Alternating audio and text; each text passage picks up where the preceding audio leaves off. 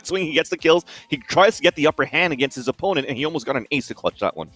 I mean, how many of those highlight clips from Cloud9 did we see? And you hit the nail on the head right there, man. So how many of those clips from Cloud9 did we see where they're literally shooting 100 Thieves players in the back of the head? When they take bomb sites, when they are moving into the sites with a full execute, they don't stop with, oh, we have site control, let's get into post plants. They're pressing forward. They're pushing to give themselves that man advantage. And 100 Thieves has not been ready for it. So I think you're absolutely right when you say Cloud9, 100 Thieves almost needs to disrespect Cloud9 a bit. Get in their faces, almost have that level of expectation that Cloud9's going to overextend. They're gonna play wild against you guys. So when you're either getting ready for it yourselves, be prepared. And on the other side of that, I would love to see them have a little bit more, I don't want to call it, aggression necessarily, but absolutely the willingness to make those kinds of plays themselves. Well, now we finally have 100 Thieves ready in the lobby, and we are starting this map up, the second one on Ascent. It is best out of 3. Whoever wins this one guarantees to go into the playoffs tomorrow, and also guarantees that even if they get knocked out starting tomorrow, they are still going to go in straight to the close qualifier for UMG in the following week. That being said, though, they still have a long way until we get to that storyline. Right now, what we're trying to focus on is if 100 Thieves could actually move this into a third map, where the third map will be on split. So it's not over yet for 100 Thieves. They have a very steep uphill battle to fight as they're looking to hold their grounds early in front of that A main. As I mentioned before, you have that turret that came out. They take control of the orb, and Cloud9 also take control of A main. Yep. I think for Cloud9, they are not willing to invest into this bomb site, knowing that it's probably a stack over there. But just check the minimap for a second. 100 Thieves second-guess themselves for a moment, but Steel has already rotated back over to the A bomb site. So the B bomb site itself is completely vacant. There are 2 players over there at Market, so it's not as though 100 Thieves is completely gone from the bomb site altogether. But 10's sure to make contact here in just a moment. Gets a flash out from the breach, collects a dink, but it's not enough. Nitro sealing the deal with a headshot from that Ghost. Nice play from him. Relics able to trade that back out. 4-on-4 now. 100 Thieves forced back out of B. Steel actually, as I say that, finding a nice kill on a Relics. Hiko finds one of his own, but Mitch with the frenzy, man. Pushing at CT, finding 2 of his own. Now it's a 2-on-2. 100 Thieves in retake mode, pushing out of Market. Planted. Both moving towards that bomb site. Mitch back in Boathouse. One enemy remaining. Vice will find one. Dicey will collect the 1v1, and that's a nice pistol round coming out from 100 Thieves. I mean, the fact of the matter is, Cloud9 made a good call to come back towards B. They knew they had manipulated the rotations from 100 Thieves, but I don't quite know. I mean, maybe they got held up for just a moment longer. I think that those kills coming in from Steel were imperative for that retake on 100 Thieves. I mean, if he had not gotten them, that could have been a Cloud9 round easily. So well played to them. 100 Thieves, that is, for managing that retake as it was a little precarious. But 100 Thieves 1-0 to start the game, Vansily. There are just some players where they make the frenzy look so good. I could think about Sinatra, Mitch. That makes me want to try to frenzy playing in rank that just whiffed all of my shots. Like, that just looked beautiful from the way Mitch controlled that with a single clip, getting those 2 kills, and allowing a chance for at least for Cloud9. When you mentioned it was a great hold from 100 Thieves first, they still got in with a spike plant, which was the good news in the end for Cloud9, despite them losing the round. So that's going to bring the economy into their favor, at least for a bit into the second round, and maybe build into the third, where we have this bonus round coming in from 100 Thieves. And Asuna gets the first frag with the Stinger. Dicey all the way towards A side as well. That's all the way up towards Catwalk from A side to get that frag too. Nitro and Hiko double peek, and they're looking for a flawless. Relics is on his own, making his way up slowly towards Catwalk, and he purchased into a Stinger. Could maybe get 1 kill, but that is going to end it there. 2-0 for 100 Thieves. We are seeing, there you go, a little bit. You were trying to make sure, our hey, space 100 marquee Thieves works. has some life. Look at that. I love it. I love it. I love it. About time, 100 Thieves. You guys looking rough. And I know the Twitch chat over here, oh, Lex, C9 bootlicker. It's not my fault 100 Thieves is playing bad. It's not my fault Cloud9's playing out of their minds, chat. These guys finally showing some life. A nice 2-0 start for 100 Thieves. I think for Ascent especially, we're talking about, a map where Asuna, typically pops off. This is a great Reyna playground. I think that's a factor. Okay, as I say that, confidently swinging off catwalk is Asuna. And this guy, I mean, he was It's a playing triple peak, though. fantastically. Yeah, fantastically on Bind as the Rays. He's leading the charge again with these confident peaks out mid. And there's plenty of reason to believe that this anti-eco will go the way of 100 Thieves, but Cloud9 desperate to at least get some top mid control and maybe find a gun or two, but denied is Dicey. Sorry, denied is twice from Dicey. 2 more Bulldog frags coming out. Cloud9 falling 3-0. Asuna showing what's good at Catwalk. It's the Bulldog Reyna combo. And sorry, as I just noticed what was going on there, it seems as though we probably had a buy on that previous round, and I think we maybe even had a Bulldog for 10s on that previous, and then we saw that Stinger. So they went for that same type of strategy as they did on Bind, where they lost Pistol, they got a Spike Plant, and they still want to upgrade the ones that could frag. So enabling Relics and 10s to try to get something done with the Force Buy, and it didn't pay off. We're going into this round here, it's going to be another bonus round coming in for 100 Thieves, where they could actually start building the rounds even better on the defender side for them, if they could get this round, because they do have weaker weaponry right now. I think I still saw an Ares, which is strong enough for the B side if you want to play it there. But as we jump towards the air, Tense reads Dicey and puts a bullet between his eyes. So that's a 5-on-4. Ult is coming out from the attackers to take control of this B site, but Hiko and Asuna continuing their spree as they drop 2 of their own and through the smoke with a third to fall. That's going to nullify any type of aggression inside B. We're hoping for at least to get a Spike Plant once again, and we will rather. Now the dart comes through, shock darts as well from Hiko. And I mentioned it before, Hiko is good with those. Asuna sweeps up with the last kill, and we now have 4 unanswered rounds. This is looking great for 100 Thieves to start things off here on this first half, and the same thing on that previous one, though. When I said we had to fight it back versus Cloud9, yes, I know that it was only versus an Eco, but you saw how Dicey was pressing forward on the mid side. We saw that triple peak on that catwalk at the same time in the at the beginning of the round. They are ready to fight back versus Cloud9's a little bit more methodical play. And the reason why I say methodical into this round, a slow pace for Cloud9 too, is that their agent composition, they don't have a Sova. So early darts to try to get information or try to go aggressive, it has to be off the back of players like Mitch with the turret, or Vice trying to go for a guessing fault line and a 1 or 2 peak body peek to try to fight off and take cover and take control of the area of the map.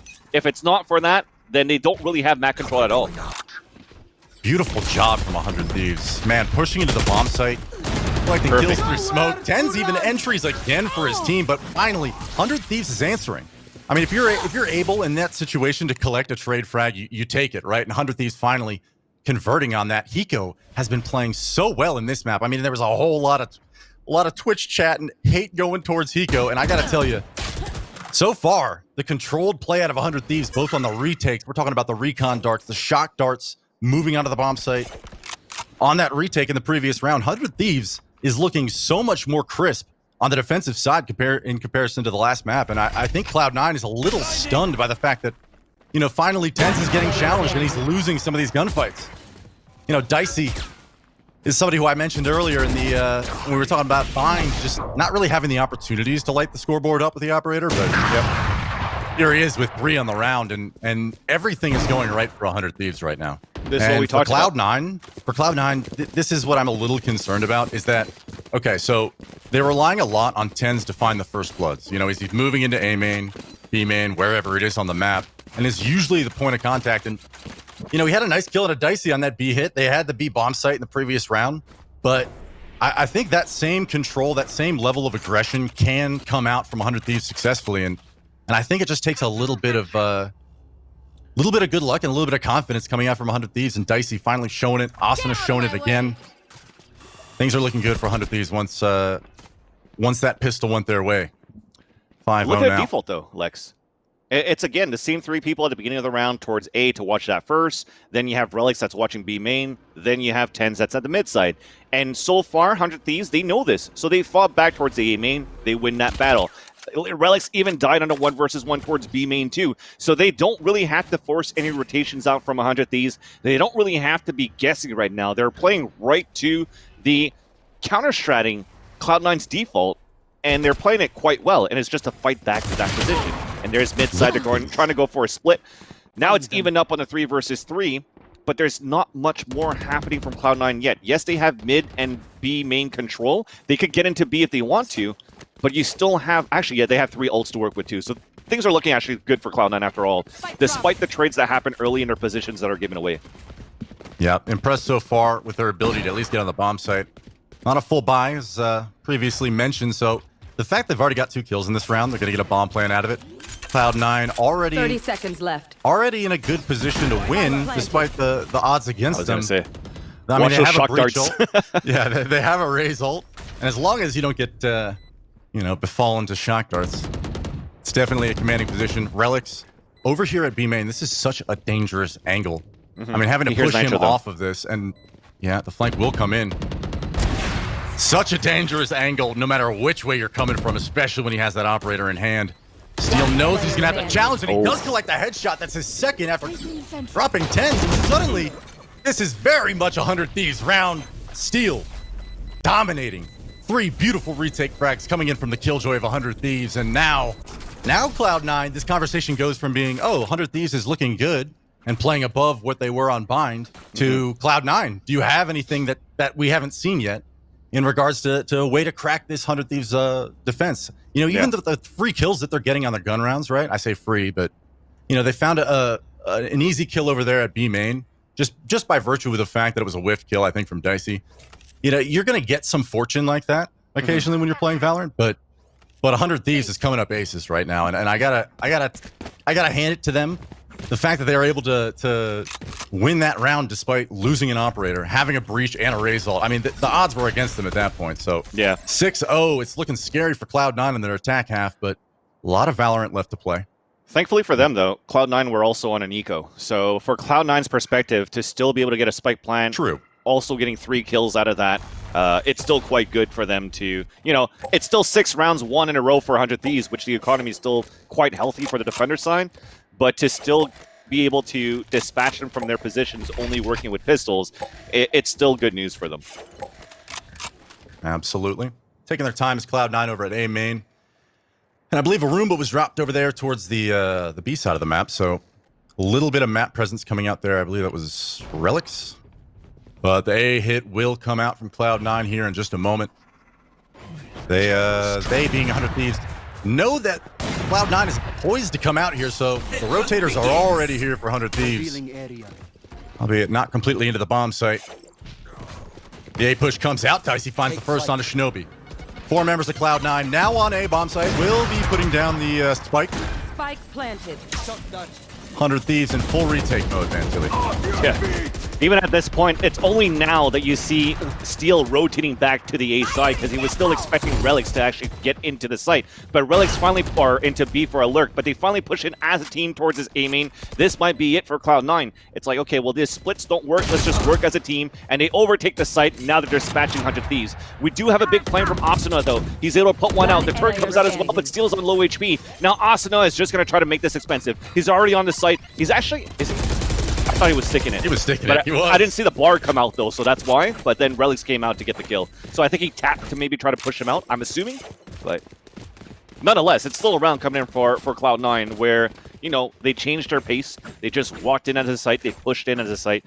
And with the Rolling Thunder, it helped a lot for Cloud9 to gain more map presence on a post-plant situation, especially when they already lost 1 player early from Dicey's operator. So when we talked about Dicey, he didn't have a chance to shine a lot into Bind. He's definitely waking up at this point. Like the 2 young fraggers, again, it's going to be that same storyline. The veterans, they're still going to be at the bottom. You're going to have the Zoomers at the top, but that's what you want. That's what you want, because they are the duelists for the team.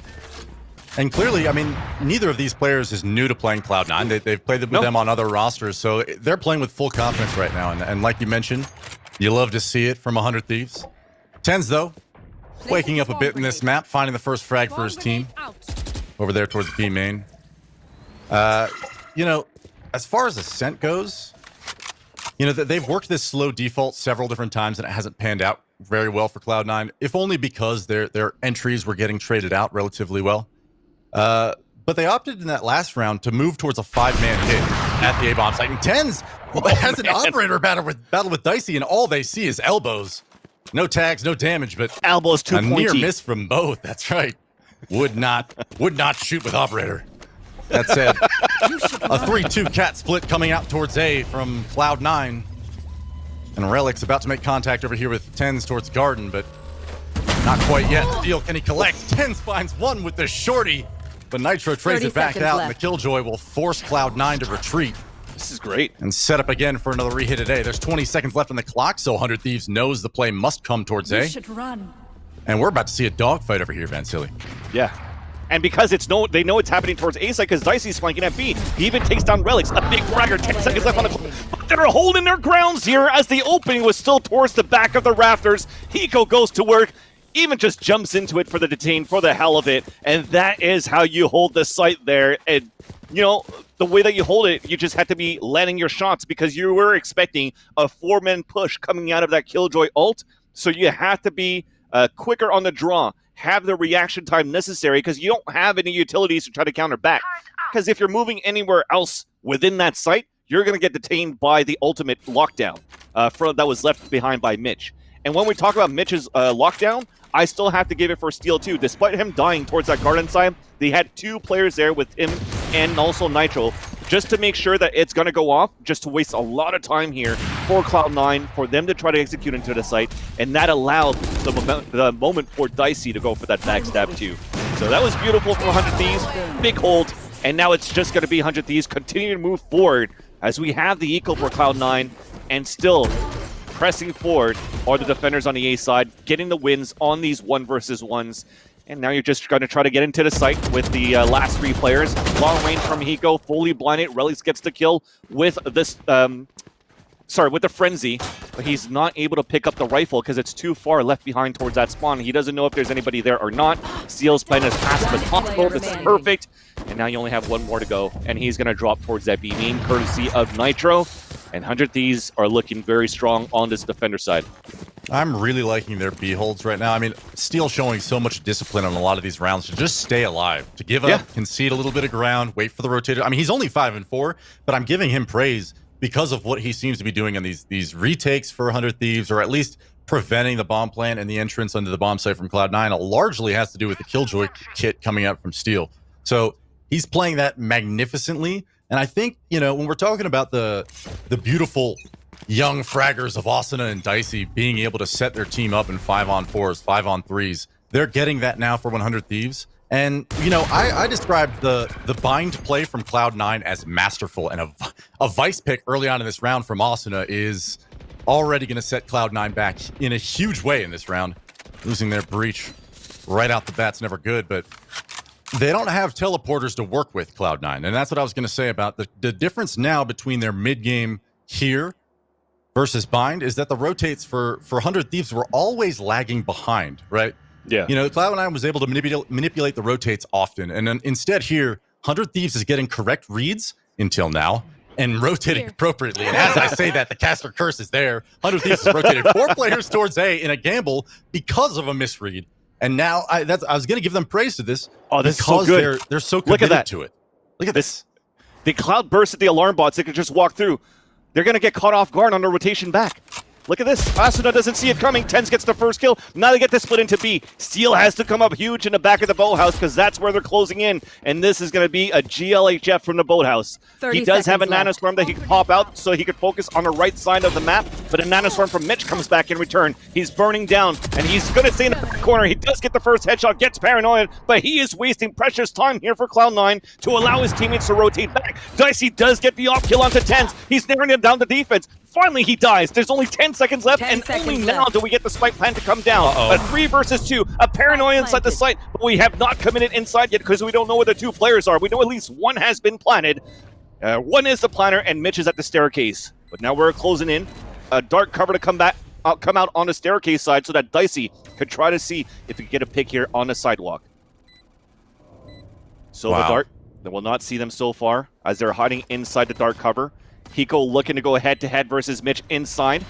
While they're going to keep Shinobi busy, and he does get the spray control for those 2 kills. And Steel, once again, you talked about his patience, the way that he has to hold down the site as much as he can, and he did exactly that. He won them that round, and he only gets 1 kill. But the fact of the matter is, he's so patient in his play right now He knows that he needs to win a gunfight and survive, and he does that beautifully. No trade comes in from 100 Thieves, and suddenly the push gets stalled. 20 seconds left on the clock. They're getting hung up at market and B main. Wow, excellent rotates in from 100 Thieves, and right there at the end, Hiko deploys 2 shock darts, drops the Omen down to 30 HP, comes in and collects the 2 retake frags. 100 Thieves firing on all cylinders now. And you know how I mentioned, I think I was talking about Bind, but for 100 Thieves to come out and look scary in one of these maps, right? Like to have a 9-1 score line against Cloud9, this is unprecedented in the sense that, you know, 100 Thieves is absolutely playing at the skill level of Cloud9 now, and the fast push comes in. Asuna picks up 1, but Mitch has already claimed a frag on the Nitro, so this dance around at B main will go the way of Vice. Dicey over there at Boathouse is able to get 1, but not before being forced off the angle by that breach, and I wonder whether or not Cloud9 is even going to get access to this bomb site. Maybe they double back instead because it's a 2-on-3 now. 100 Thieves, 100 Thieves is rotated in, so Hiko is close at the defender spawn. But he hasn't made contact quite yet. Here it comes now. Will he be traded out? No, the movement has already gone towards B. So there's a 2-on-2 here at the B bomb site, and they do not realize where Dicey's position is, and they haven't cleared him out, and he gets both. Oh my god. Wow. 100 Thieves looking so good right now. And I like this strat from Cloud9. They've done this often, actually, where they actually have a dark cover or a cloudburst at B main. Then you have a Paranoia being thrown by Shinobi towards market, where Tens with denies is just going to jet through the market and catch some players off guard. And they were actually able to get 3 kills out of that and make it a 3 versus 2. But the thing is, Dicey inside that boathouse, we thought he was left for dead pretty much in the back of that B site. But when we talked about Steel staying alive as long as he can, he stayed alive and even survived on top of it because everybody was dancing around trying to find him. And when we talk a lot about players having to be patient too and relying and trusting on your teammates to stay alive as well, Hiko literally just let 2 people pass by just to get the 3rd kill onto Vice to allow that 2 versus 2 to come back in favor of 100 Thieves. So that was beautiful. Now we have them regressing back towards his A main. A tag coming through from the Hunter's Fury, and Steel capitalizes with 2 kills on top of that as they had a triple push. Now there's only going to be 1 player moving inside that site. They're forcing Tens with an operator to push aggressively in there where Asuna is holding in the back of the boathouse. So every single player are doing an Iron Man strategy to have 1 player play in the back of the boathouse and see how long they survive, pretty much. And it's Asuna with the 2nd kill, and he's looking for the 3rd one, and he sees him in the form of Tens. Now he leers him away, rather, as Dicey's moving back down to try to support his teammate, and Tens is going to be on his own to try to clutch this, and Asuna gets the wall bang on top of that. All right, I'm sure I'm going to start to piss off Cloud9 fans now, but oh my goodness, 100 Thieves. Asuna is insane. His dancing around in the back of the bomb site and his use of the angles, right? Like, Cloud9 knows where he is. They know that if they're going to be challenged, where he needs to be peaking. But he just is so patient. Dances around. You know, the entire time that we've seen this 100 Thieves defense, you know, defending these B pushes from Cloud9, this entire half, it almost seems like Cloud9 gets the advantage. They may not get the entry every time, but they get the ground they need to take the bomb site, and they just lose. They lose that fight near Boathouse, on the bomb site, in the trenches. Every round, 100 Thieves is coming up on top. Wow, tremendous performance on the defensive side. And I don't see a way that Cloud9 carries any sort of momentum from Bind or anything that happened in that first half. They're flat right now. So yeah. I hope that, you know, when we're talking about their chances in this map, if it's going to be competitive for them at all, you know, obviously it starts right here on the pistol. But I don't see 100 Thieves letting up the gas this easy. They are looking good. I don't know. I'm not discrediting Cloud9 yet. This is their map pick. Now they had the defender side too. This pistol round is also crucial as much as it is for 100 Thieves and it is for Cloud9. And they are pushing straight into the garden, and it starts off really well for 100 Thieves. They're looking to pinch into the side as well, but a backstab coming from mid. Nitro does his job. He takes 1 with him, and that makes it a 4 versus 3. They're pushing back towards spawn side. Mitch is waiting for them, and it's Mitch with a frenzy. He's going to be the one dancing in the back of the B site now as the rest of 100 Thieves are pressing forward. Alarm bar. And also the turret seals the deal, but there's still 1 lurking towards the back of the mid side, and that's going to be Hiko. He falls from Tens back to a 3 versus 3. Nano swarms to come out to waste some time, and Mitch is playing the full house. 1 person, make that 2 people low HP, make that 2 people dead, and Mitch is still holding his ground. Finally, Steel on a 3 versus 1 for an attempt of a clutch. He 30 does still have a seconds spike, left. still has 30 seconds as well, which is why he's okay to move forward and try to get this fight. The wall bang, 2 bullets left. He has no idea where Tens is at. Tens is at the sidewalk right now, and he's looking to run back towards the defender spawn. They spot each other. He runs away. Does Tens have the dash? He does. He's chasing after him around the corner, and Tens wins the fight. A long-range frenzy with the headshot, and Cloud9 stays alive. I thought for a moment Steel was going to have that round. The Sheriff buy-on pistol coming in huge. And unfortunately for them, the likes of Mitch, back in that boathouse position that we've highlighted several times throughout this game as being critical. A critical point in the round where, you know, 100 Thieves looks like they have it locked up. It's all good. And Mitch comes in massive for his squad. Wow. Excellent frenzy play throughout this series. And once again, Cloud9 is back in this. A little bit of life with a pistol round. Can't hate that. And I think, you know, if you're talking about a comeback, if we're going to have that conversation at some point during this game at all, you know, I think it is important that now that we are in anti-eco territory and the bonus, which they will need both, obviously, this is not a situation where you can afford to be losing ecos. But you're going to need to build a bank pretty early and get an operator on 10s consistently. And so a clean eco round win for Cloud9. But if the comeback is going to happen, it is necessary. 10's greedily pushing up here over at Catwalk behind this Omen smoke. He has a little bit of support, but there are 4 players at odd angles challenging him, and this is dangerous now. Relix bails him out. 2 frags going his way, a little bit more damage for a 3rd. Not bad, but Austin and Hiko take 2 lives from Cloud9. Now it's a 3-on-2. Not entirely out of it as 100 Thieves, but certainly not looking likely. Low HP Hiko, that's a low chance, low probability round, and there it is. Cloud9 cleans it up. And suddenly 11-3, man. This is still so far to go, but not bad from Cloud9 to at least secure the round. Because, I mean, you know, you do get 3 kills there, or 2 kills, then it's certainly a situation where you can maybe get on the bomb site, maybe look for a bomb plant, if you're lucky. But Cloud9 is too wise to that. 11-3 now, 8-round deficit for Cloud9. And Cloud9, as I mentioned previously, this is going to be a bonus for them. They need to win it. Clearly they do, because even if it's a bonus round for Cloud9, it's a tight situation for them, right? Because we could call it as much as a bonus round as we want to, but if they lose this round, it's still going to be map point for 100 Thieves for the rest of this half. So they have to come out of it on top and maybe even on, and in the end, upgrade into the Phantoms that will be left behind by 100 Thieves. And as you look at their strategy right now, they're looking to get this map control to start things off, but a very passive play on long A. Look at Relix's position already. That allows now the Jet tends to fall back and watch the catwalk, and they still have a stack towards the B side. And that's where 100 Thieves are walking into. The big flank's going to happen soon. Relix is going to hear Hiko jump down into Shinobi, into Sabrosa's position towards mid side, and he's looking for that flank. This is not looking good here for 100 Thieves into this round. There is that kill. And is that going to be the cue now for 100 Thieves to just execute inside this B site? Indeed it is. The first smoke to come out. Asuna charging the lead at the point inside B. He's trying to clear it out towards that staircase side, but Weiss is in the back of that go house, aims down the site, and that's a burst to the face. 5-on-3 now as the other 3 players are rushing all the way through spawn, and they're going to try to flank back towards the garden, where Dicey gets the kill onto 10s on the rotation, but Relix is still alive here at the A side. They are losing players one by one, but they are also losing time for 100 Thieves. They are now rushing in, and Relix has the rocket. Could this be it right now for 100 Thieves in this round? Connects onto 1. 5 seconds left, and that is no time, as he was able to drop the spike carrier as well. And Cloud9 on the air quotes bonus round also survive as well on top. All right. Well, I mean, they win the bonus, and I don't want to paint a picture of a comeback yet, but certainly that is what needed to happen for this matchup to even be interesting in terms of competitiveness. I mean, that was a must-win scenario for Cloud9. Putting them on map point this early would definitely have been a spell doom scenario.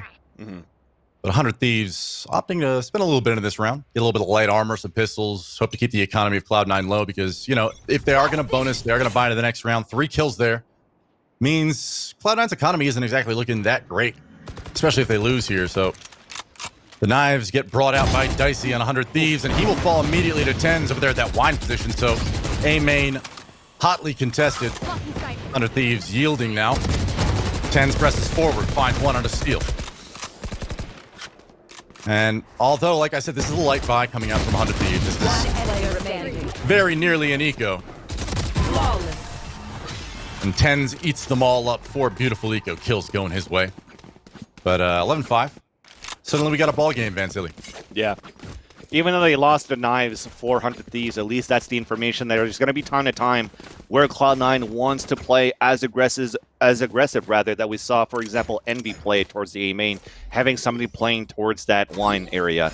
And the good thing for 100 Thieves is that they have Killjoy mollies, they have shock darts, they have recon darts, they have a recon owl as well to try to spot that area should they want to take control of that A site again. So the tell wasn't that big because it was an eco, and they could still put that back into their arsenal for a later hit.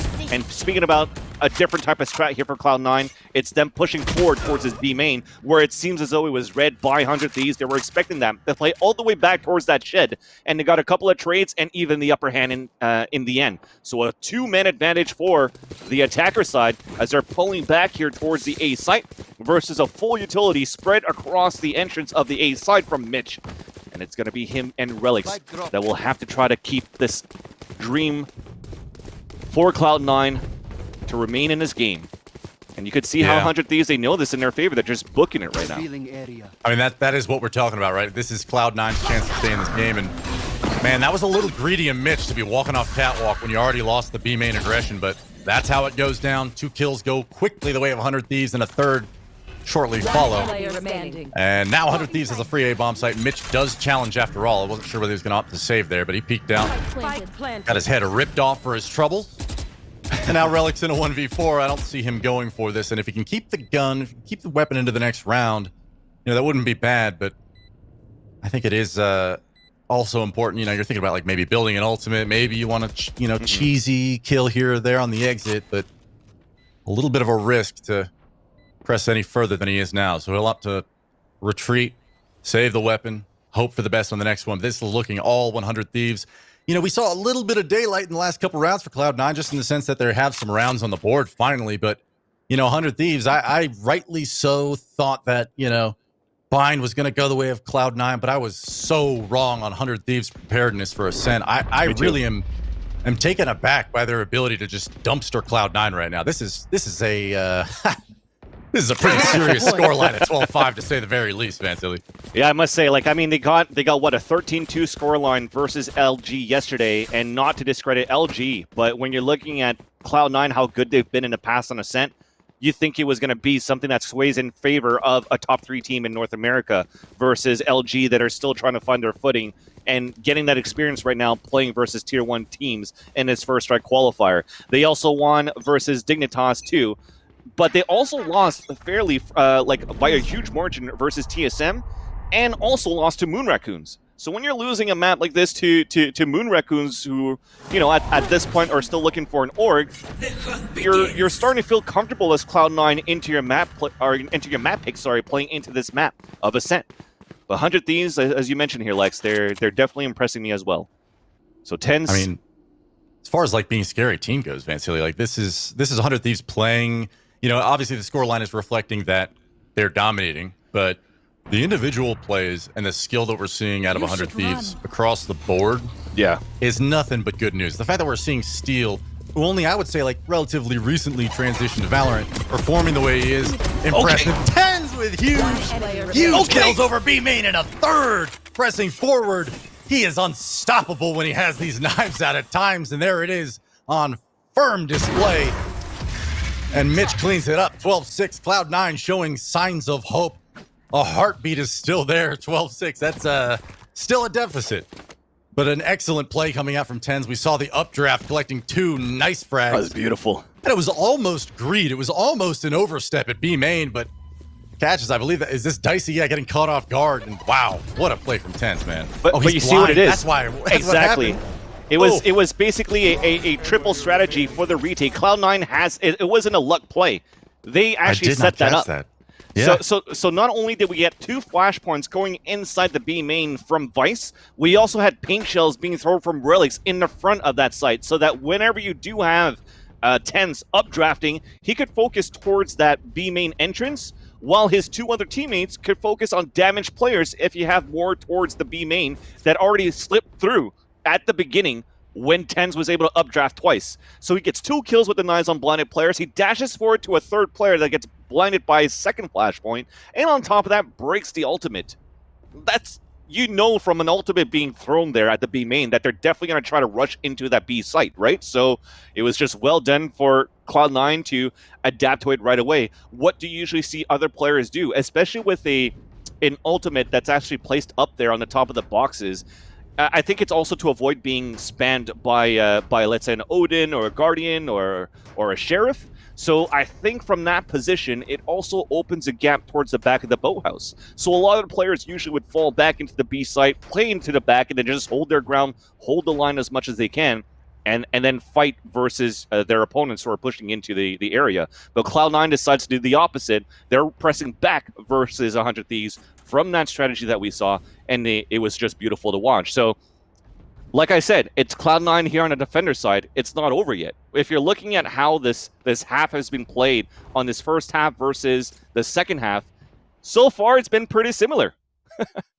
Yeah, I mean, I gotta wonder, you know, Cloud9 is showing signs of hope, but we're looking at the scoreboard right now, and we see Vice at 6 kills, Shinobi at 4. It's very clear, you know, looking at this scoreboard that this is a, you know, maybe a 1 or 2 man show most of these rounds. And when you're looking for a comeback, you need all 5 players contributing. You need everybody firing on all cylinders. And unfortunately, I mean, until you get that in one of these rounds coming up, I just don't see Cloud9 being able to close this out.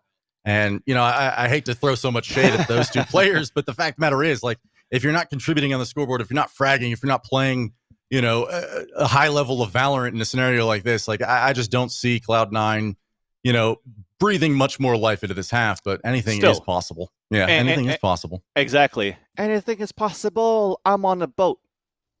I think that's too old for a song for most of the audience on chat. But I mean, look at Vice. He's still at 7 assists, right? He's not getting kills, but he's enabling players like Tens to get these triple kills and whatnot. And also on top of that, when you're looking at Cloud9, just as we resume this matchup here, they do have 2 ops that they're working with too. Mitch has done it on the A side before, and they also have Tens with an operator. So they pretty much have A and B on lock, or even mid side, depending whoever wants to opt anywhere they want. So this is going to make things a lot harder for 100 Thieves to take control of this area. So Nitro is going to have to come up with something to adapt versus his 2 operator setup. And the cat split comes out. Austin with a great kill on a Relics to crack the site open. Mitch finding one into Austin, though, immediately shutting down that a little bit of aggression that I just highlighted. And unfortunately for 100 Thieves, the push has slowed. C9 does have players in this bomb site, but they crept right by Shinobi, so he's effectively negated. Everything that I just said is wrong. That was a beautiful play from 100 Thieves to bypass that defense and just basically get in their face. Wow, 100 Thieves now, 3-on-2. Cloud9 not out of it yet. Player over there at Heaven, that is Mitch with the operator. Doesn't find the angle, takes some damage, has to retreat off the angle, left. and now 100 Thieves at 30 seconds. Remaining. They're going to wrap this round up, I imagine, as this is now a 1-on-3 for Mitch. And he's at half HP. The spike's getting planted. That's going to be it. 100 Thieves with a commanding performance. And wow, what an answer from Bind, Vansili.